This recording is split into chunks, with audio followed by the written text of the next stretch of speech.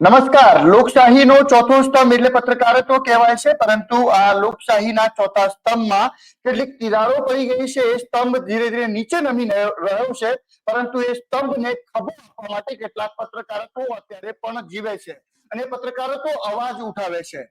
એ પત્રકારો જે છે એ તિરાડો પડી છે, એ તિરાડોને સાધવાનું કામ કરે છે. પરંતુ જ્યારે એ પત્રકારો બોલે છે ત્યારે પત્રકારો પર કેસ કરી દેવામાં આવે છે અને તેમને ચૂપ કરી દેવામાં આવે છે. તે ચૂપ કરવાના પ્રયાસો કરવામાં આવે છે, પરંતુ એ પત્રકારો ચૂપ નથી થતા. જ્યારે પત્રકારો બોલવા લાગે છે ત્યારે સોય જેમ ચૂપતી હોય ને એવા લોકોની સામે એમને સોય ચૂબે છે, અને સોય ચૂબે ને ત્યારે પોલીસનો ઉપયોગ કરવામાં આવતો હોય છે અને પોલીસ ફરિયાદો કરવામાં આવતી હોય છે અને અવાજને દબાવવાનો પ્રયાસ કરવામાં આવતો હોય છે. આવું જ કંઈક થયું છે નવજીવનના સિનિયર પત્રકાર તુષાર બસિયા ઉપર. તુષાર બસિયા અમારી સાથે છે, તેમની સાથે સીધી વાત કરીશું કે આખી મેટર શું છે, શા માટે તુષાર બસિયા ઉપર ગુનો દાખલ કરવામાં આવ્યો છે. તુષાર બસિયા આપણી સાથે છે, તેમની સાથે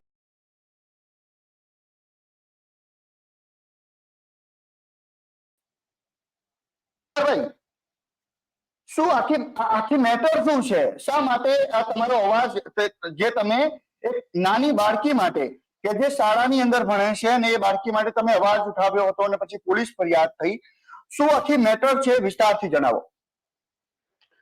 જી સદામ, એકચ્યુઅલીમાં ઘટના કંઈક એવી હતી. સુરતના સિંગણપોર પોલીસ સ્ટેશન વિસ્તારમાં એક સ્થળ પર એક નાની બાળકી સાથે અડપલા કરવામાં આવે છે, જાહેર માર્ગ પર કરવામાં આવે છે, છડેચોક કરવામાં આવે છે.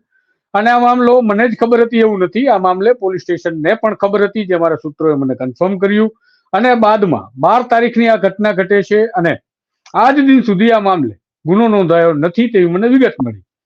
મારા સૂત્રોની માહિતી અને મારી પાસે જે સીસીટીવી ફૂટેજ આવ્યા, એ સીસીટીવી ફૂટેજના આધારે મેં તપાસ કરી, થોડી મેં માહિતીઓ એકત્રિત કરી અને મને ખબર પડી કે આ જે પરિવારના લોકો છે પોલીસ સમક્ષ ગયા હતા, પરંતુ આ ફરિયાદ લેવામાં નથી આવી અથવા તો ફરિયાદીને સમજાવી દેવામાં આવ્યા છે. હવે આપણી કમનસીબી એ છે, આપણા રાજ્યની કે આપણા દેશની જે સ્થિતિ છે એની કમનસીબી એ છે કે જ્યારે કોઈ ફરિયાદી ફરિયાદ કરવા પોલીસ સ્ટેશનના પગથિયા ચડે ત્યારે એને સ્વાભાવિક રીતે ડર લાગે છે. ગુજરાત પોલીસના કેટલાય બાઓસ અધિકારીઓ છે, જે બાઓસ અધિકારીઓ આ ગુજરાતની જનતાના રક્ષણ માટે, ફરિયાદીઓને સાંભળવા માટે કામગીરી કરે છે, પરંતુ કેટલાક એવા પણ કર્મચારીઓ અને પોલીસ વિભાગના અધિકારીઓ છે કે જેને આ બધું કરવું જ નથી. અને આવી જ કઈ ઘટના સુરતના સિંગણપોર પોલીસ સ્ટેશનમાં ઘટ્યાના મને અહેવાલ મળે છે. હું પીઆઈ સાથે વાત પણ કરું છું. સિંગણપોર પોલીસ સ્ટેશનના પીઆઈ રાઠોડ છે, એમની સાથે મેં ટેલિફોનિક ચર્ચા કરી, એમનું વર્તન લીધું, જે આપણે પત્રકારો સ્વાભાવિક રીતે કરતા હોઈએ છીએ અને કરવું પણ જોઈએ. એટલે મને જે કંઈ પીઆઈ દ્વારા જવાબ આપવામાં આવ્યો, જે વિગતો મળી, એ વિગતો મને અસંતોષકારક લાગી. મને અસંતોષ થયો કે આ યોગ્ય નથી વિગતો. મારો સવાલ એટલો હતો કે તમે આ ફરિયાદ કેમ ગુનો નોંધેલો નથી? એમનું કહેવું હતું કે ફરિયાદીએ ફરિયાદ ના આપી, ફરિયાદીએ કહ્યું કે અમારે આ ફરિયાદ નથી કરવી માટે અમે ગુનો ન નોંધ્યો. હવે ઘટનાઓ કેટલીક એવી ઘટતી હોય છે કે જેમાં ફરિયાદી ફરિયાદ ના આપે તો સ્વતઃ સંજ્ઞાન એટલે કે સુઓ મોટો લેવો જોઈએ, પરંતુ આ સુઓ મોટો કોણ લે? સુઓ મોટો તો ઘણા કિસ્સામાં પોલીસના ત્રાસના કારણે હાઈકોર્ટે પણ લીધો છે કે હવે તો મારા બાપ ફરિયાદ લો, હવે ગુના દાખલ કરો, હવે કાર્યવાહી કરો, છતાં પોલીસે કાર્યવાહી નથી કરી, એવું આ રાજ્યના ઇતિહાસમાં અંકિત થયેલું છે અને તાજેતરની ઘટનાઓ પણ છે. ત્યારે આ ઘટનાને લઈને રિપોર્ટ પબ્લિશ કર્યો નવજીવન ન્યૂઝ પર અને એક અહેવાલ લખ્યો કે જેમાં અસંવેદનશીલ પોલીસ છે એની અસંવેદનશીલતાની વાત કરી કે ગુજરાતની એક દીકરી નાનકડી એવી બાળા જતી હોય તેની છેડતી કરવામાં આવે જાહેરમાં, છડેચોક, અને આ પોલીસ શું ફરિયાદીની રાહ જોશે? શું એનો પરિવાર ફરિયાદ નથી કરતો? એનો પરિવાર ડરે છે, એના પરિવારને સમજણ નથી પડતી, અથવા તો કોઈ પણ પ્રકારે એના પરિવારને એવું લાગે છે કે મારે ફરિયાદ નથી કરવી, તો પોલીસે ફરિયાદી બનવું જોઈએ. કારણ કે આ જે જાહેરમાં ફરતો શેતાન છે, જે દીકરીઓના અડપલા કરે છે, આ રીતે જાહેરમાં છેડતી, અને આ ગંભીર ઘટના હતી જે દ્રશ્યો વિચલિત કરે તેવા છે, અને આ વિડીયોમાં પણ મેં કીધું કે વિચલિત કરે તેવા દ્રશ્યો છે, અને છતાં પણ પોલીસ કાર્યવાહી ન થઈ અને મેં તેનો અહેવાલ નવજીવન ન્યૂઝ પર પ્રસિદ્ધ કર્યો અને ત્યાંથી આ કાઠું પડવાની શરૂઆત. જે પોલીસે 12 તારીખથી અત્યાર સુધી ગુનો દાખલ ના કર્યો, એને 12 કલાકમાં ગુનો દાખલ કરી બતાવ્યો, પણ પત્રકાર વિરુદ્ધમાં. અને આ પત્રકારની ભૂલ એ છે, એટલે પત્રકાર હું છું અને મારી ભૂલ એ છે કે મેં આ સત્ય બતાવ્યું, દર્પણ બતાવ્યું પીઆઈ રાઠોડને, એ પોલીસ સ્ટેશનને, કે તમારા પોલીસ સ્ટેશન વિસ્તારમાં શું ચાલે છે, અને એમનો અવાજ મેં રાજ્ય સરકાર સુધી પહોંચે, ગૃહમંત્રી સુધી પહોંચે, પોલીસ કમિશનર સુધી પહોંચે, માટે આ રિપોર્ટ બતાવ્યો. હવે આ તો કોને ગમે? અને આ સ્થિતિ થઈ જેના કારણે હાલ આ બન્યું હોય એવું અમને લાગે છે. તો સાહેબ સુરત પોલીસની તમે વાત કરી રહ્યા છો. આ સુરત પોલીસ તો સુપ્રીમ કોર્ટનું નથી સાંભળતી, આપણે તો શું સાંભળવાની છે? જી, એટલે સુરત પોલીસનું જે એક સુપ્રીમ કોર્ટની મેટર પેન્ડિંગ છે તેમાં પણ સુરત પોલીસ પર ગંભીર એલિગેશન થયા છે અને એલિગેશનના અહેવાલ પણ નવજીવન ન્યૂઝે બતાવ્યા છે. એવું પણ નથી કે અહેવાલો નથી. નવજીવન ન્યૂઝ કામ જ એ કરતું રહ્યું છે સતત કે જે કોઈ નથી બતાવતું, જેનો કોઈ અવાજ નથી બનતું, એનો અમે અવાજ બનવાનો પ્રયાસ કરીએ છીએ અને ખાસ કરીને એવા જ કિસ્સાઓ અમે ઉજાગર કરીએ છીએ અમારી ચેનલ પર. પરંતુ હવે જનતાને અમે જો આ બતાવીએ છીએ તો આ સત્તાધીશોને પસંદ નથી. એમને તો આ રંગલા અને રંગલી બતાવો તો સત્તાધીશોને પસંદ આવે છે. એમની ચરણ પાદુકાઓમાં બેસીને રહો તો પસંદ આવે છે. એમની પાદુકાઓ જયારે ઉખડી જાય તેવું લાગે અને સત્તાના જે ખુરશીના પાયાઓ છે એને નુકસાન થતું એને લાગે, ત્યારે આ પ્રકારે પત્રકારોનો અવાજ દબાવવાના પ્રયાસો થતા રહે છે. અને આ અનએક્સપેક્ટેડ નહોતું. હું હંમેશા કહું છું કે બધાને એવું લાગે કે અનએક્સપેક્ટેડ છે, પરંતુ મારા માટે જરા પણ આ અનએક્સપેક્ટેડ એટલા માટે નહોતું, એક્સપેક્ટેડ હતું. કારણ કે હું જાણતો હતો કે સત્તાના કાને જે આ અવાજ અથડાય છે તેના કારણે, આ કર્કશ અવાજના કારણે સત્તાને જાગવું પડે છે અને નસીબ નથી આવતું એમને પસંદ. તો એમને જે નથી આવતું પસંદ તો શું કરાય? ગુજરાતનો ઇતિહાસ રહ્યો છે અને ઇતિહાસ એ પ્રકારનો રહ્યો છે કે એમને સત્તાધીશોએ અવાજ પત્રકારોનો બંધ કરવા માટે એજન્સીઓનો ઉપયોગ કર્યો છે અને ક્યાંક ને ક્યાંક મારા વિરુદ્ધ પણ આવું થયું છે.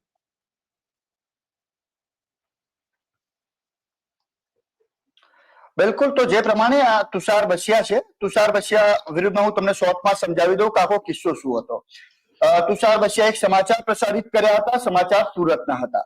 સુરતની અંદર એક બાળકી, એક વિદ્યાર્થીની જયારે રસ્તા પરથી નીકળી રહી હતી ત્યારે એક મજૂરે તેની છેડતી કરી હતી અને તેનો સોશિયલ મીડિયાની અંદર એક વિડીયો, સીસીટીવી વિડીયો વાયરલ થયો હતો.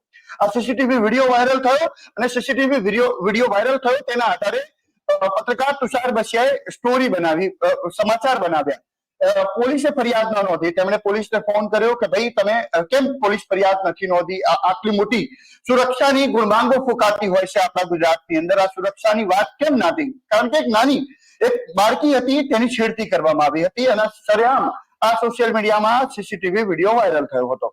ત્યારબાદ ઘટના એવી બની કે તેમણે પોલીસને ફોન કર્યો. પોલીસે તેમને એવો જવાબ આપ્યો કે અમે પોલીસ ફરિયાદ એટલા માટે નથી નોંધી રહ્યા કારણ કે તેમનો પરિવાર ફરિયાદ નોંધવા તૈયાર નથી. જ્યારે કોઈની પણ બાળકી હોય, ગુજરાત સલામતી માટે ગુણગાંગો, મોટી મોટી વાતો કરવામાં આવતી હોય છે કે ગુજરાત સલામત છે. આ કેવી રીતે સલામત હોઈ શકે?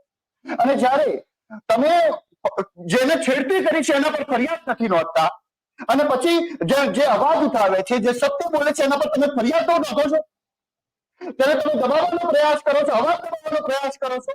આ પત્રકાર તુષાર બસિયા અમારી સાથે. તુષારભાઈ, આ દર વખતે તમે અવાજ ઉઠાવતા હોવ છો, પરંતુ એક આ પોક્સોની કલમ લાગી છે 354. આ છે શું? મને એ દર્શકોને જણાવો તમે. એટલે એકચ્યુઅલીમાં આ જે કલમો હેઠળ ગુનો નોંધવામાં આવ્યો છે, જ્યાં સુધી મને જ્ઞાન છે, મને સમજાય છે કાયદાની પરિભાષા, ત્યાં સુધી આ ગુનો મારા પર લાગુ પડતો નથી. અને આ ગુનો લાગુ નથી પડતો છતાં દાખલ કરવામાં આવ્યો છે. એટલે ઘણી બધી બાબતો શંકાસ્પદ છે અને તેના કારણે મને એવું લાગે છે કે આ પોક્સોના ગુનામાં જેમને પકડવાનો હતો એને પકડ્યો હોત તો માધ્યમો એવું ન લખવું પડ્યું હોત કે ફરીથી એક એવાન પકડાયો અને રાજ્યની કાયદો અને વ્યવસ્થા બગડી. આ સરકાર જે બેટી બચાવવાની વાત કરે છે, જે મહિલા સુરક્ષાની વાત કરે છે, જે સંસદથી લઈ સદન સુધી તમામ જગ્યાએ મહિલાઓના આરક્ષણની વાત કરે છે, એ જ સરકારના રાજની અંદર જે પ્રકારની સ્થિતિ છે અને જે પ્રકારે મહિલાઓની સુરક્ષાની સ્થિતિ કથળેલી છે, આવું બધું ન લખવું પડતું હોત તમારે પત્રકારોને, આવું ન બોલવું પડતું હોત આપણે પત્રકારોને.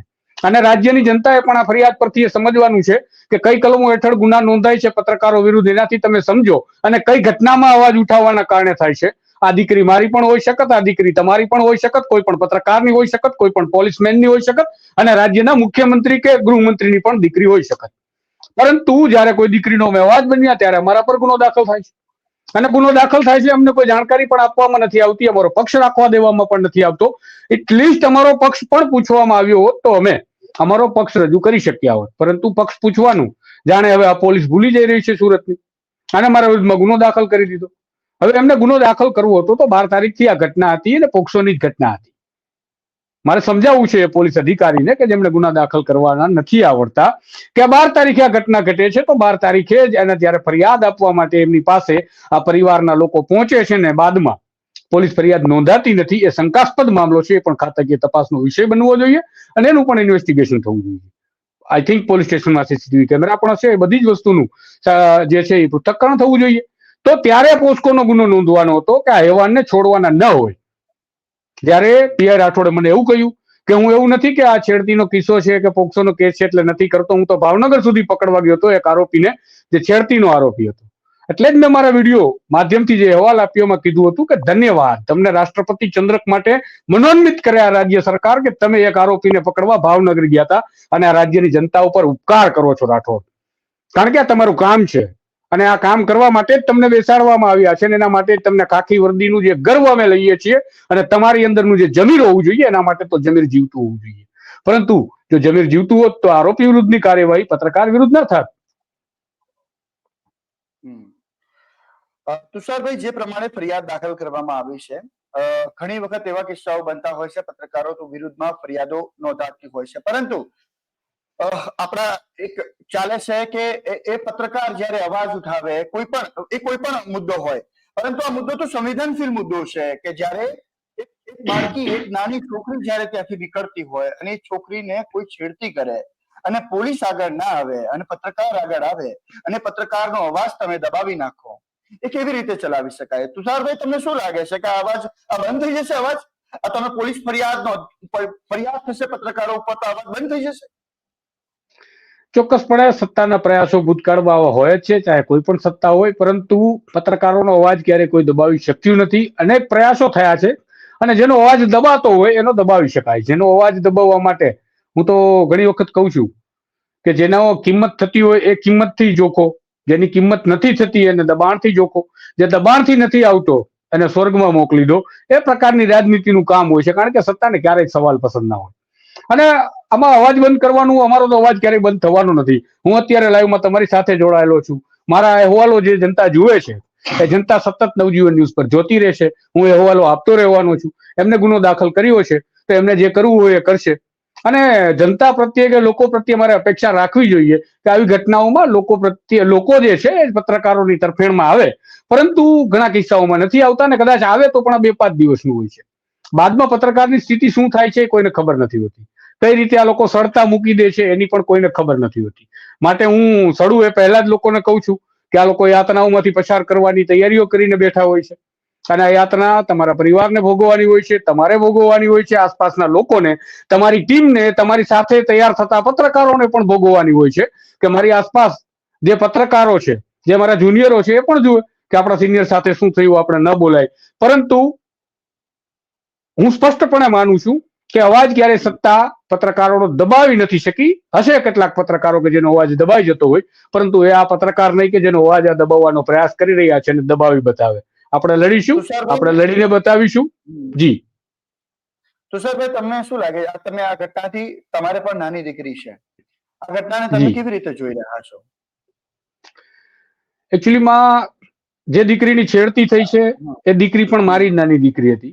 હું તમને સ્પષ્ટતા કરું, ગુજરાતની અંદર જેટલી દીકરીઓ છે, જેટલી બહેનો છે, મારી બહેનો દીકરીઓ છે, દેશની તમામ નારીઓ જેનું હું સન્માન કરું છું, માટે જ મેં આ અહેવાલ પ્રસિદ્ધ કર્યો છે કે આ દીકરીને ન્યાય મળવો જોઈએ, ચાહે પરિવાર ફરિયાદ કરે કે ન કરે. પરિવાર નિર્દોષ હોય છે, પરિવારને ઘણી વખત ડર લાગતો હોય છે, પરિવારને ડરાવવામાં પણ આવતો હોય છે, ઘણી બધી ઘટનાઓ બનતી હોય છે, માટે જ આપણે અહેવાલ પ્રસિદ્ધ કર્યો હોય.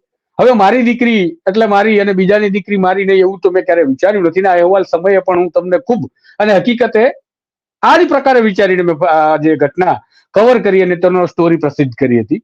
એટલે આમાં કઈ એવું હતું જ નહીં કે મારે મારી દીકરી વિશે વિચારવું પડે. હું એમાં મારી જ દીકરી જોઈ હતી મેં આ સીસીટીવી ફૂટેજમાં.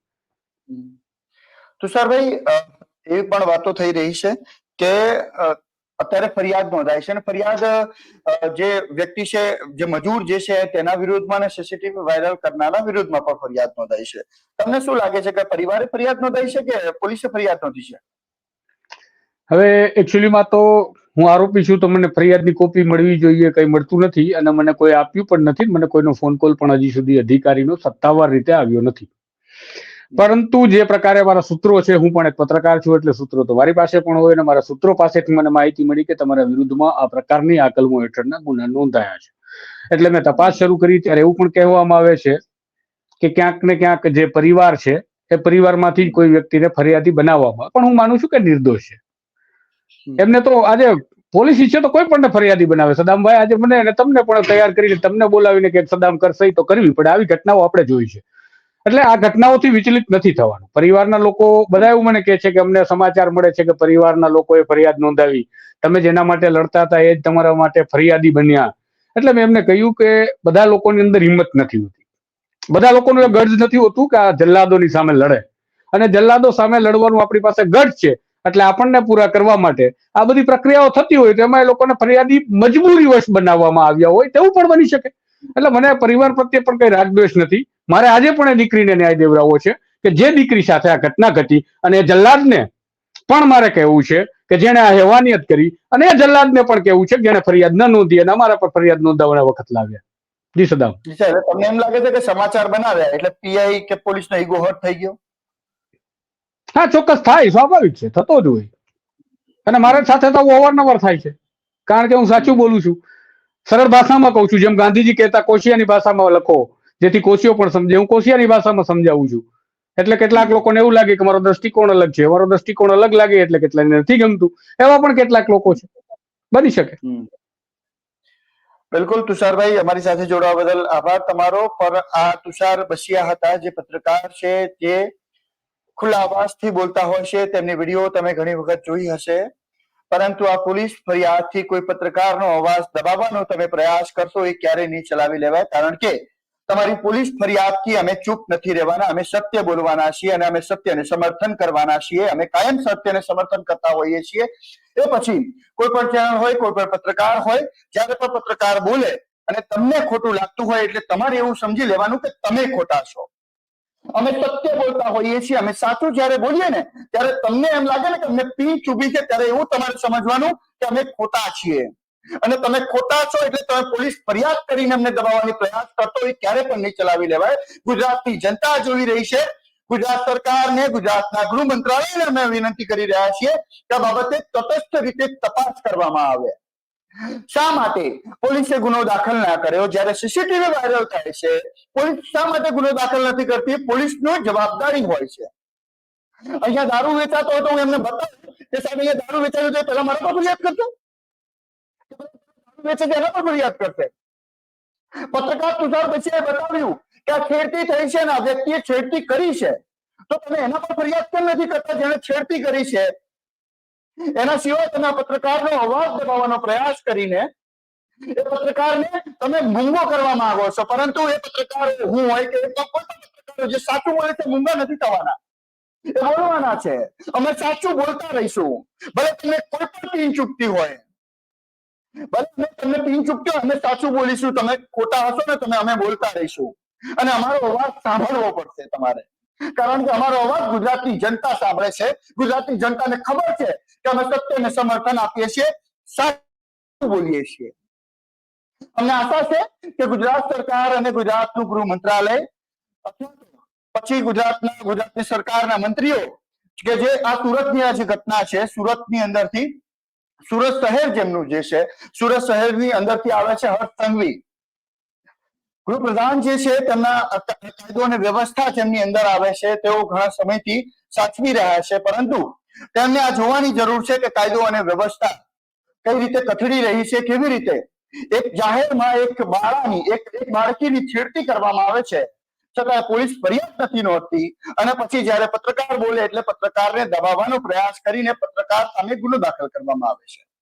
સવાલો ઘણા બધા થઈ રહ્યા છે અને આશા છે કે હવે જે આરોપી હતો એ આરોપીને પકડીને જેલના સળિયા ગણાવો તમે, ના કે પત્રકારને.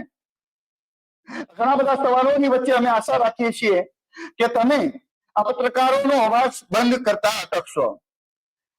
અમે એ આશા રાખીને બેઠા છીએ કે તમે એ વિદ્યાર્થીનીને એ ન્યાય અપાવો.